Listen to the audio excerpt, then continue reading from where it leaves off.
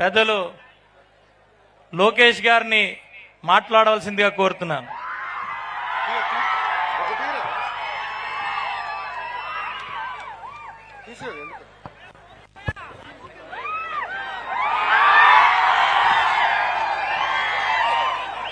ఓ మీకెందుకు కంగారు, నేను నుంచుంటున్నారా భయ్?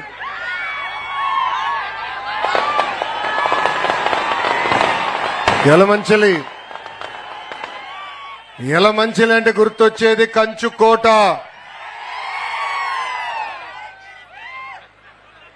నాకిప్పుడు కూడా బాగా గుర్తు. యువగలం పాదయాత్ర నేను కుప్పం నియోజకవర్గంలో ప్రారంభించా.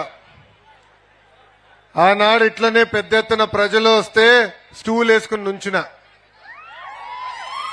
ఇప్పుడు ఏ అధికారులు అయితే ఇక్కడ నుంచి కాపలా కాస్తున్నారో ఇదే అధికారులు ఆ స్టూల్ లాక్కుని వెళ్ళిపోయారబ్బా. ఇదే అధికారులు నా మైక్ లాక్కుని వెళ్ళారు. కానీ 2024లో ఏం జరిగింది?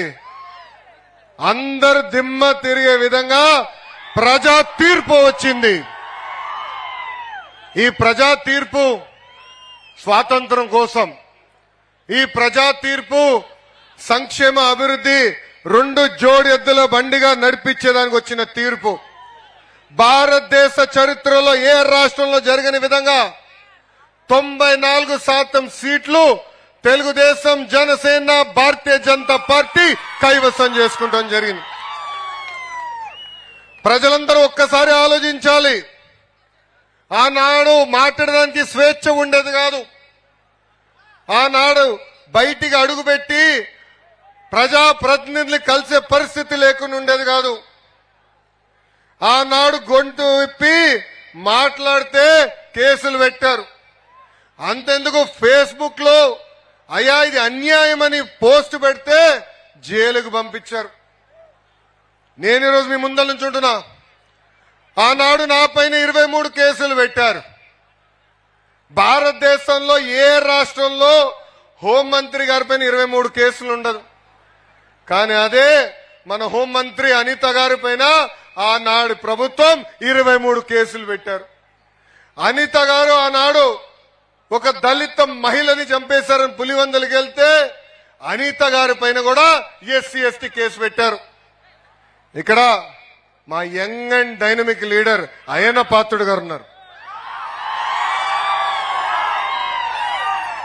Young dynamic at heart. పులి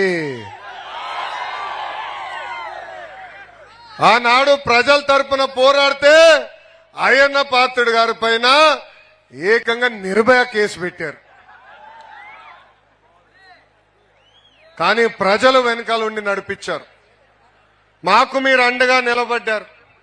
ఏం తప్పు చేయని చంద్రబాబు నాయుడు గారిని 53 రోజులు బంధిస్తే పెద్ద ఎత్తున మీరు బయటికి వచ్చి మాకు అండగా నిలబడ్డారు. అందుకే మాలో కసి పెరిగింది. సంక్షేమం చేయాలి, అభివృద్ధి చేయాలి లక్ష్యంతో ఈరోజు పనిచేస్తున్నాం. ప్రజలందరూ ఒక్కసారి ఆలోచించాలి. గతంలో 1000 రూపాయలు పెన్షన్ పెంచడానికి 5 సంవత్సరాలు తీసుకుంటే ఎన్డీఏ ప్రభుత్వం వచ్చిన మొదటి నెలలోనే 1000 రూపాయలు పెన్షన్ పెంచి ఈ రోజు 4000 రూపాయలు ప్రతి నెల ఇంటికెళ్ళి అందిస్తున్నాం.